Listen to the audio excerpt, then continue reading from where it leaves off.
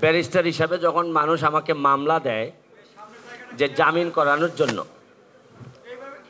ধরেন কারো ভাই কারো চাচা বাবা জেলে আছেন, তো আমাকে বলে যে প্লিজ যত দ্রুত সম্ভব জামিন করাইতে হবে, একেবারেই আমারে শান্তি দেয় না।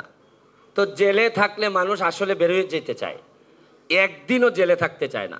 কিন্তু সমস্যাটা কোথায় জানেন? জেল থেকে তো বের হইতেই চায়। কিন্তু এখন আমার অবস্থাটা এরকম, আমি এমন এক দেশের এমপি হয়েছি যে দেশের বেশিরভাগ মানুষ এই দেশটা ছেড়ে দিতে চায়, যে কোনো জায়গার ভিসা নিয়ে আসলেই হয়। আমার সিলেটে তো বিশেষ করে 4 লাখ টাকা এক জায়গায় হইলেই কেউ কানাডা যাইতে চায়। আমার কাছে যে কত সমস্যা, যে প্লিজ 11 লাখ টাকা দিছিলাম, টাকাটা তো আর ফেরত পাচ্ছি না। তো এইটা কেন বলতেছি গল্পটা জানেন?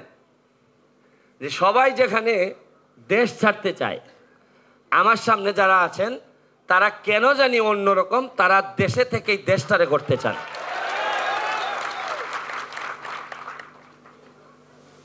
আমি আরেকবার বলছিলাম এইখানে এসে আপনাদের একটা প্রোগ্রামে,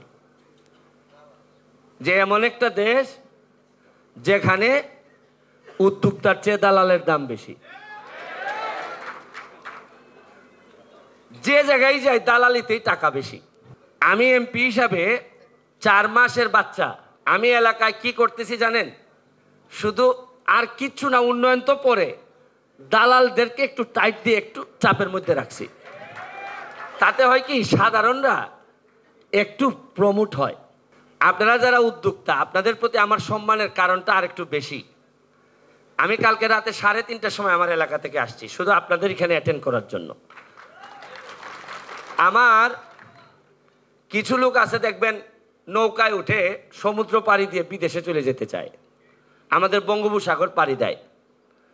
তো ওদের কি হয়, এইরকম ভাসমান জায়গায় এরা হয়তো 1 দিন থাকে, 2 দিন থাকে, তারপর হয় সে মারা যায়, আর নাইলে সে যে দেশে যাইতে চায় ওই দেশে সে মাসখানেকের ভিতর পৌঁছায় যায়।